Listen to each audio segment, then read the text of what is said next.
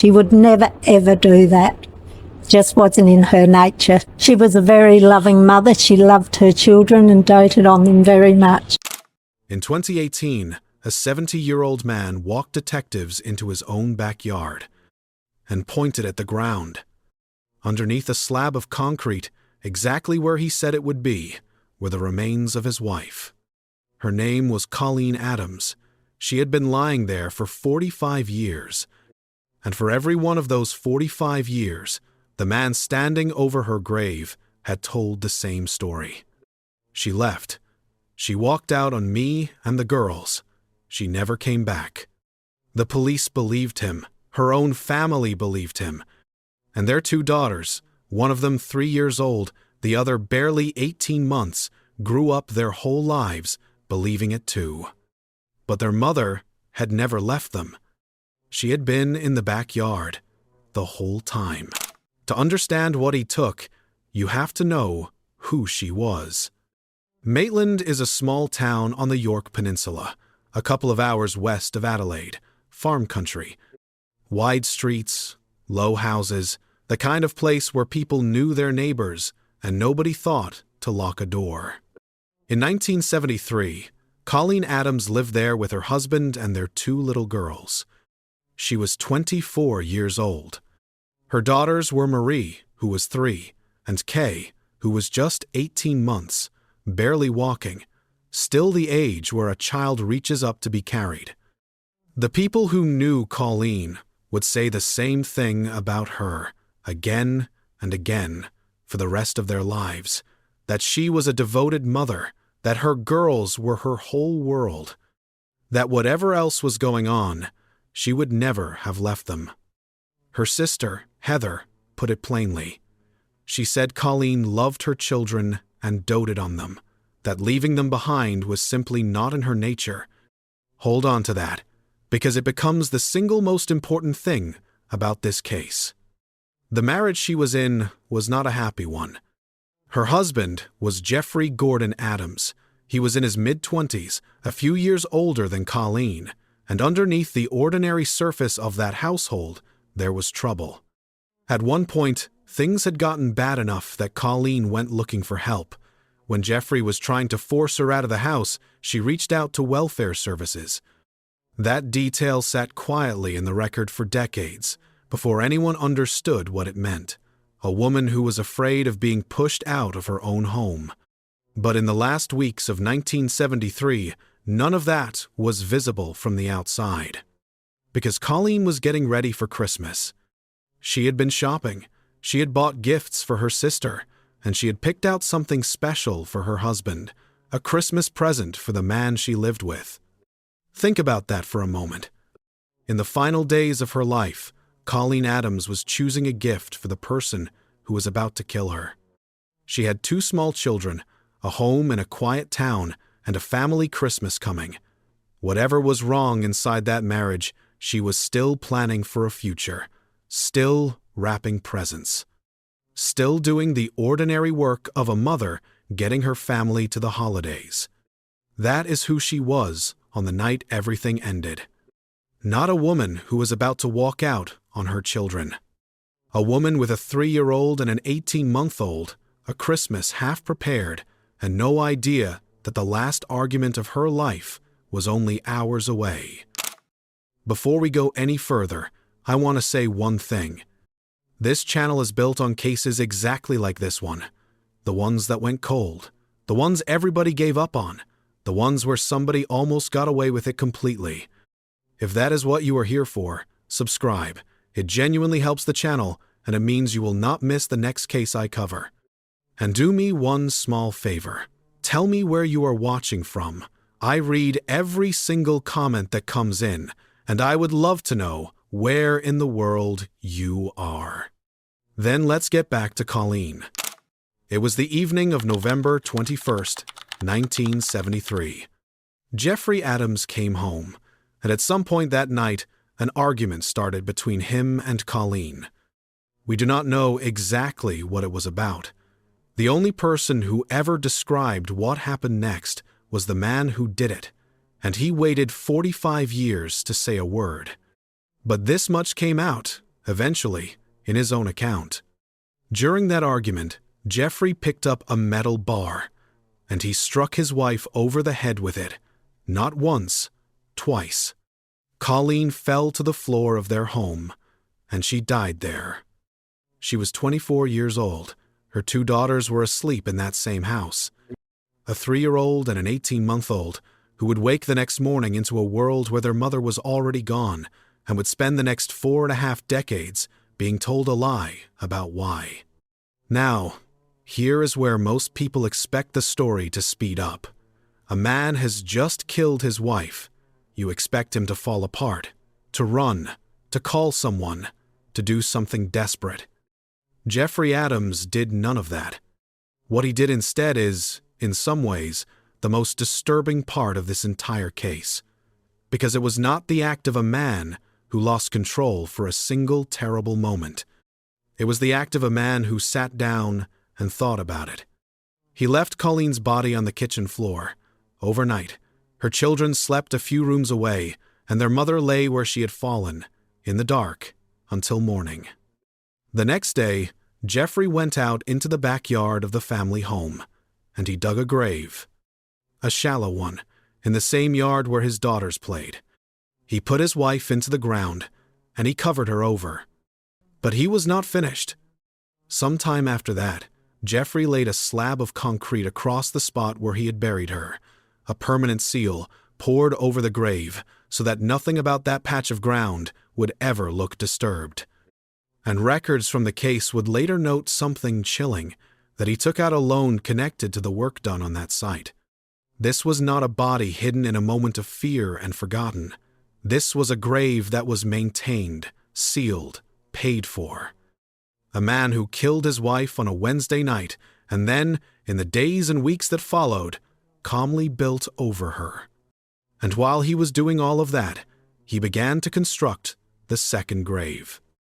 Not the one in the ground, the one made of words, the story that would bury Colleen far longer than any concrete slab.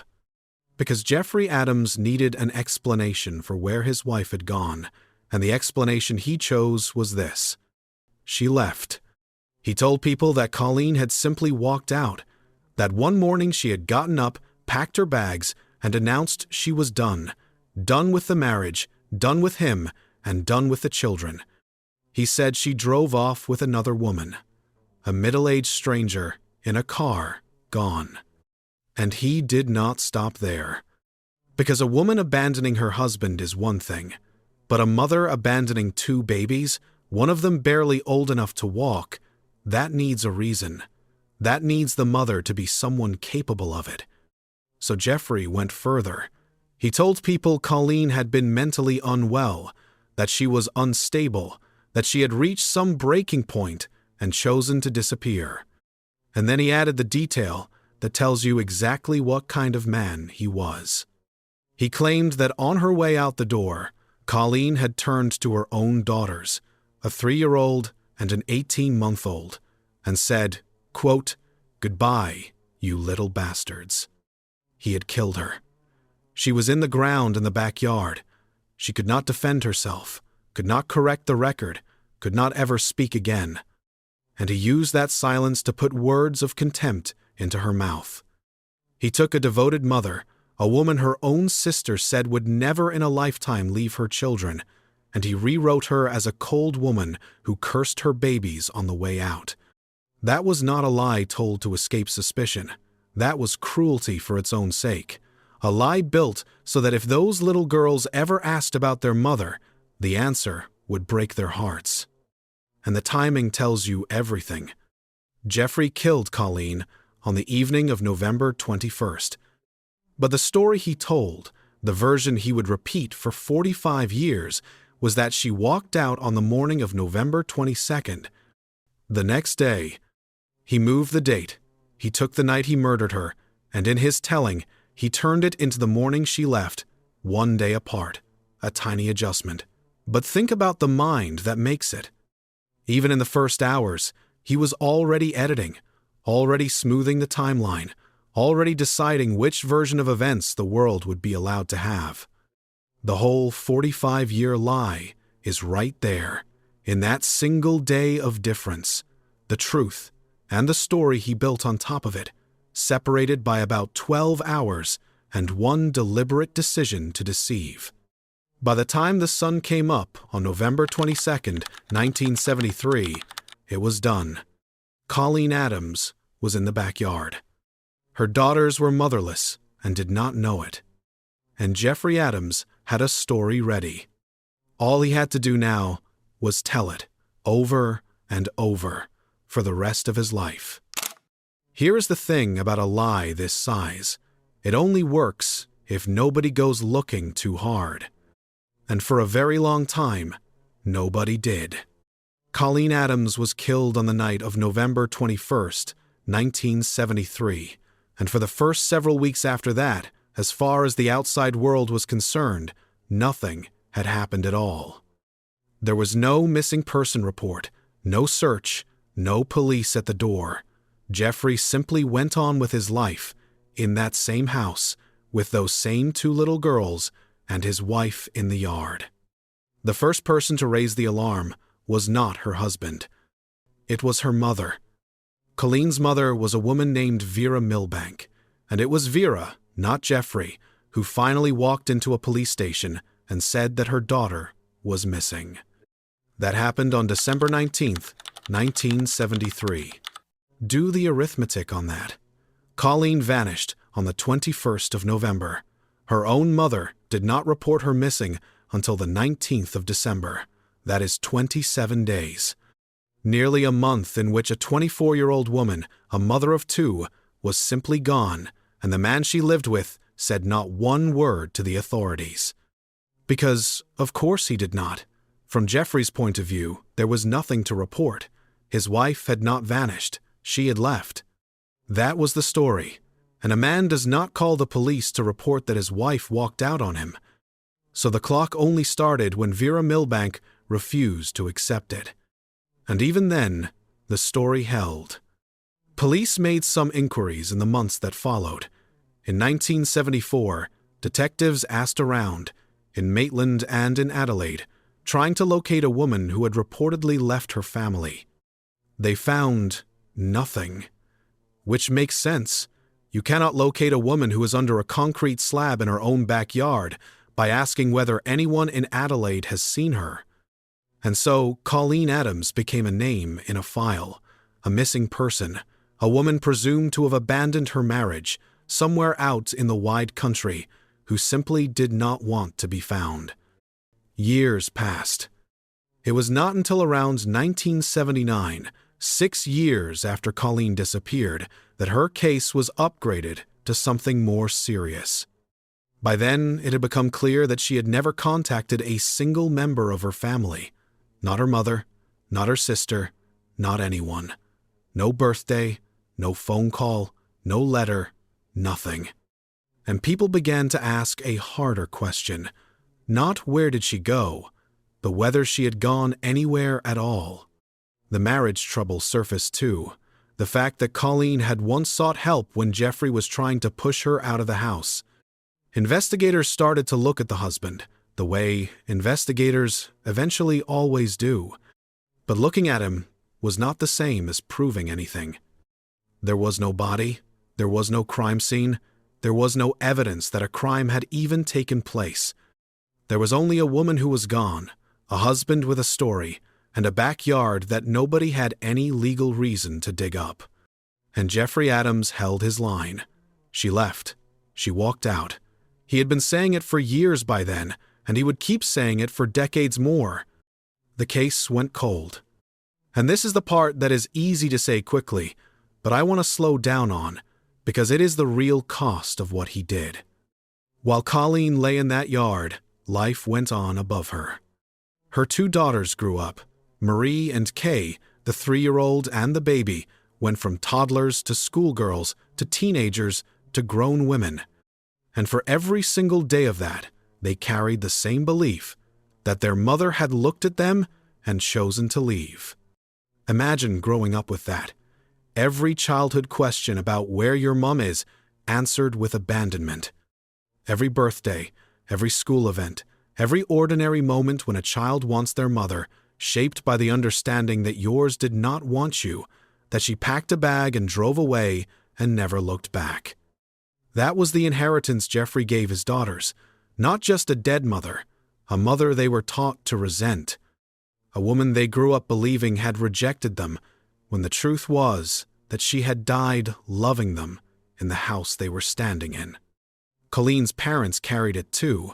Vera Milbank, the mother who first reported her missing, went to her own grave without ever knowing what had really happened to her daughter. So did Colleen's father.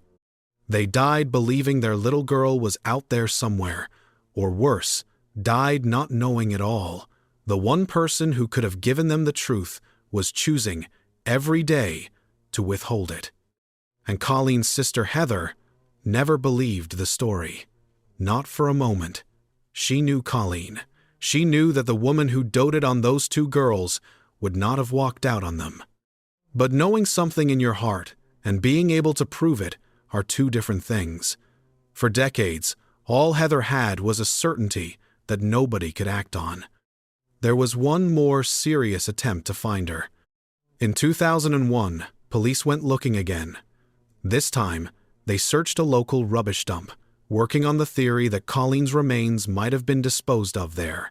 They dug, they searched, and they found nothing, which, in a grim way, tells you how good Jeffrey's lie really was. Because the one place they never thought to look, the one place that would have ended it in an afternoon, was the backyard of the house he still owned. She was not in a dump, or a river, or a shallow grave out in the bush. She was home, exactly where he had always been, and the concrete he had poured over her had done its job for going on 30 years. By the time the 2001 search came up empty, Colleen had been missing for 28 years. Her mother was gone, her father was gone. Her daughters were adults who believed she had abandoned them, and the man who knew the truth was an ordinary older gentleman, living quietly, with the best-kept secret in South Australia buried under his back garden. It looked, for all the world, like a lie that had won. Like a man who was simply going to take it to his grave and let Colleen keep the one that was already dug. He very nearly did. For 45 years, Jeffrey Adams got away with it. And then, in 2018, the past came looking for him. Not because of a new witness, not because of a deathbed tip or a guilty conscience, but because a group of detectives decided to open an old file and read it properly. South Australia Police have a section that works exactly these kinds of cases. The old ones, the ones that were never closed, only set aside. And in 2018, someone in that section pulled the file on Colleen Adams, a woman who had been missing since 1973, and started going through it again with fresh eyes. What they saw was what Heather had always seen, a devoted mother who supposedly walked out on 2 babies and then never, in 4.5 decades, contacted a single member of her family. A husband whose story had never quite added up, a woman who had reached out for help before she vanished, frightened of being forced from her home. It did not read like an abandonment. It read like a murder. One of the detectives who spoke publicly about the reopened case was named Michael Newbury, and when he described where the investigation stood, he was careful, but he was direct. He said, quote, "We have an open mind as to what has happened and how it has happened, but we are of the opinion Colleen has been murdered." That was the shift. After 45 years of a missing person, police were now saying out loud that they believed Colleen Adams was dead and that someone had killed her. The investigation moved to the one place it had always needed to go, the house in Maitland. And here is a detail that is almost hard to believe. Jeffrey Adams still owned that house, the home where Colleen had lived, where their daughters had grown up, where he had buried her in the yard. He had held on to it for decades. He was renting it out. Other people had been living in that house, walking across that backyard, with no idea what was underneath it.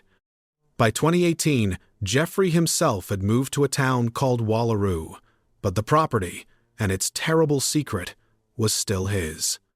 In September of 2018, a team led by Detective Superintendent Des Bray moved onto that property and began to search it properly. This was not a couple of officers with shovels. They brought in ground-penetrating radar, the technology that lets you see disturbances beneath the surface without digging. They brought specialist cameras. They spent 2 days going over the house and the yard, inch by inch, looking for the thing that 45 years of a lie had kept hidden. And while they searched, they went to speak to the husband. There is a moment in this case that has become the line everyone remembers. When police first approached Jeffrey Adams about his wife's disappearance, before the walls came down, he was asked, in effect, whether he was a suspect in her death. And his answer was, quote, "All husbands are a suspect," said by the one husband who actually was guilty, a man who had killed his wife and buried her in concrete, brushing it off like a piece of general wisdom about marriage. It is the kind of thing a genuinely innocent man might say with a shrug, and it is exactly the kind of thing a guilty man says when he has had 45 years to rehearse being calm. But the calm did not last, because the investigators were closing in on the yard. The radar, the cameras, the digging, they were turning over the concrete. And Jeffrey Adams, 70 years old now, understood that the thing he had buried in 1973 was about to be found. And so, after 45 years of saying she walked out, Jeffrey Adams stopped lying. He confessed. He told police what he had done, and then he did the thing that no amount of radar could have done as quickly. He told them exactly where she was. He directed them to a specific spot in the backyard, a concreted area near a rainwater tank that had been moved. He walked them, in effect, to his wife's grave, the one he had dug and sealed and kept secret for nearly half a century. They dug, and there she was, Colleen Adams, skeletal remains in the ground, under the concrete, in the backyard of the family home. Exactly where a devoted mother of two had been the entire time that her children were being told she had abandoned them. 45 years, and she had never been more than a few steps from the back door. The confession itself was recorded, and later, when this case reached a courtroom, that recording would be played. In it, you hear Jeffrey Adams describe what he did in his own flat, quiet words. He said, quote, "I just struck her a bit hard, and that was it. She fell to the floor, and then she died. I just struck her a bit hard. A metal bar, twice, to the head of the mother of his children, reduced, in his own telling, to struck her a bit hard." And when he was asked why, what had driven him to it, his explanation was as small as the crime was large. He said she was, quote, "continuously having a go at me over nothing, yelling and screaming." That was it. That was the reason Colleen Adams spent 45 years in a backyard grave, and her daughters spent 45 years believing she had rejected them. According to the man who did it, she was having a go at him over nothing. For Colleen's family, the discovery was everything and nothing all at once. Everything, because after a lifetime of not knowing, they finally knew. Her sister Heather had been right all along. Colleen had never walked out. She had never abandoned her girls.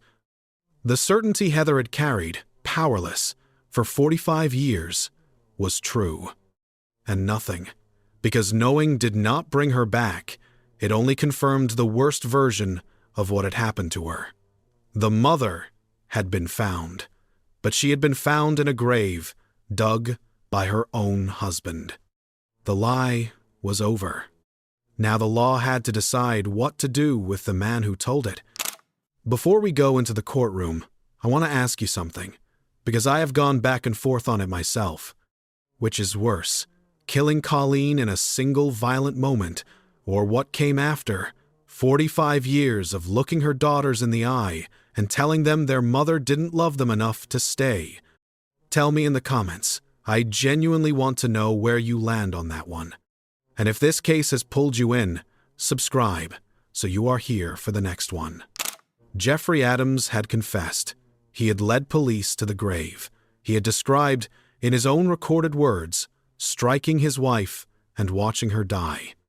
You might think that would be the end of it, that a case this clear would move straight to a conviction and a sentence. It did not. And what happened in that courtroom is where this story becomes genuinely complicated. The trial took place in 2020 at the Supreme Court of South Australia, and before it even began, there was a fight about what, exactly, Jeffrey Adams should be charged with. Adams offered to plead guilty to manslaughter. Manslaughter is an unlawful killing, but one without the intent to murder. It carries serious prison time, but it is a step below murder in the eyes of the law, and Adams was willing to admit to it. He was willing to stand up and say, "Yes, I unlawfully killed my wife." But the prosecution said no. The Crown did not want a manslaughter plea. They believed this was murder. A man who struck his wife twice in the head with a metal bar, buried her, concreted over her, and lied for 45 years. That, in the state's view, was not a killing without intent. That was murder, and so they rejected his offer and took him to trial to prove it. Leading the case for the prosecution was a lawyer named Jim Pierce, and Pierce understood that the heart of this case was not really the single violent night in 1973. It was everything that came after. He told the jury that Jeffrey Adams had spent, quote, 45 years creating a false narrative of a mentally unstable woman who abandoned her children. 45 years creating a false narrative. That was the case. Not a man who lost his temper once, but a man who then spent almost half a century deliberately and continuously building and maintaining a lie. Pierce argued that this was not the behavior of someone who had killed by accident. It was the behavior of someone who knew exactly what he had done and worked for a lifetime to hide it. For the defense, Adams was represented by a lawyer named Bill Bucott, and the defense's argument was subtle, and it turned out to be effective. Bucott did not try to claim that Jeffrey Adams was innocent. He could not. There was a confession and a body. Instead, the defense lawyer, Mr. Bucott, made a narrower argument. He told the jury that there was no issue that the accused had caused the death of his wife and that he had done so unlawfully. But, he argued, just because a man had told what could be described as despicable lies, that did not necessarily make him guilty of murder. Look at what that argument does. Yes, he killed her. Yes, he lied for 45 years. Yes, the lies were despicable, but lying is not the same as murder. The lies came after. They proved he was a liar and a coward and cruel. They did not, on their own, prove what was in his mind at the moment he swung that bar in 1973. And the jury was left with a genuinely difficult question. Did Jeffrey Adams intend to kill Colleen when he struck her? Or did he lash out in an argument, kill her without meaning to, and only then begin the long, calculated business of covering it up? Adams himself did not help them answer it. He did not give evidence at his own trial. He sat there, an old man now, and let the lawyers argue over what had been in the heart of the young man he used to be.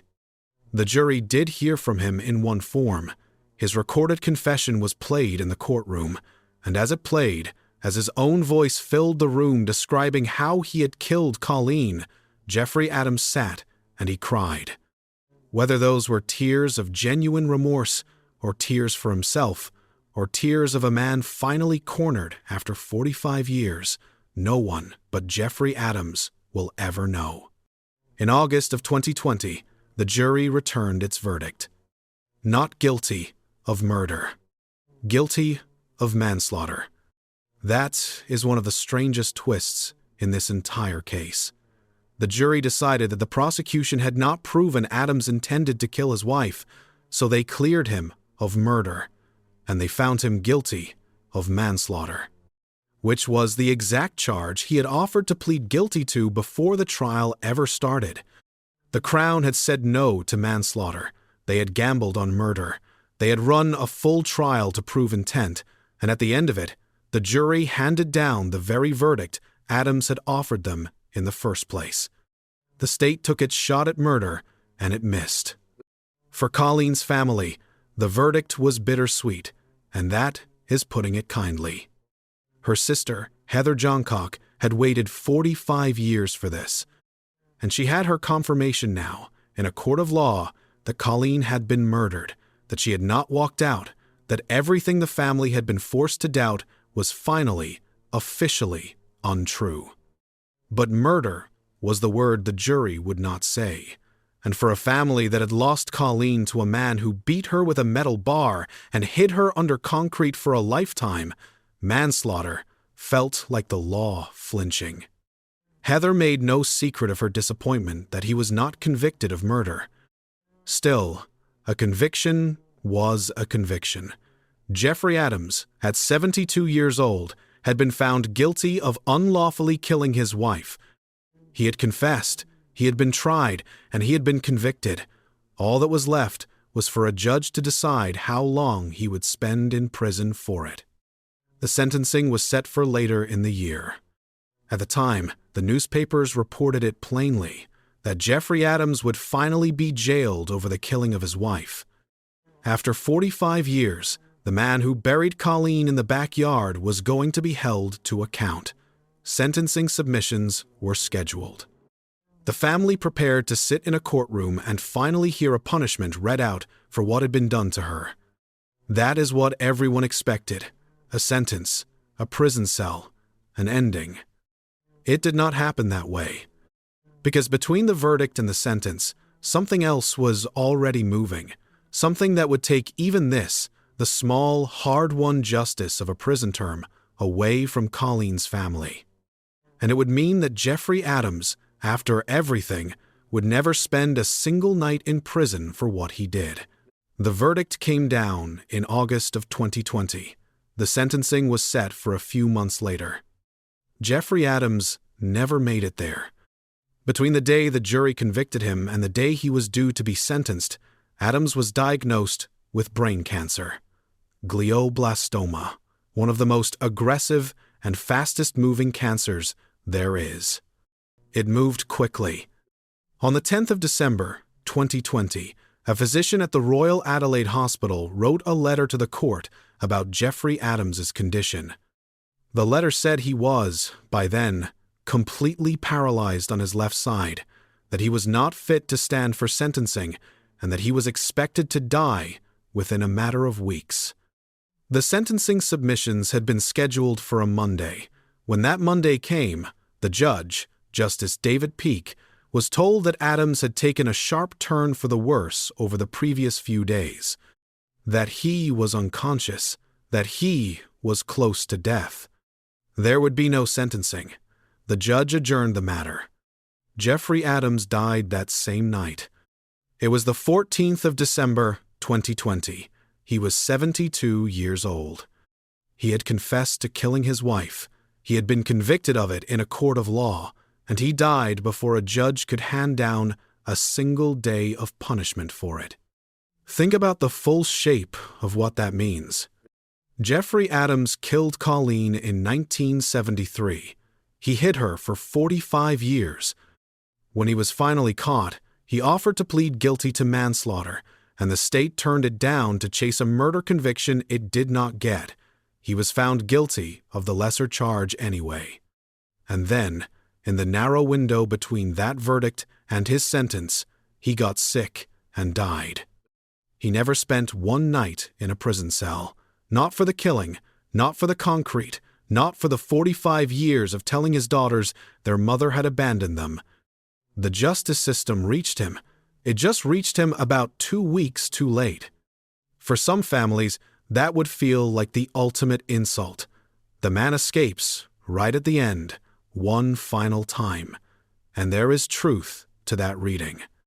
But there is another way to look at it, because what Colleen's family got in those final months was not really about him. It was never really about him. It was about her. And that is where this story actually ends. Not with Jeffrey Adams in a hospital bed slipping away before the law could touch him, but with Colleen, and with the two little girls he lied to for their entire lives.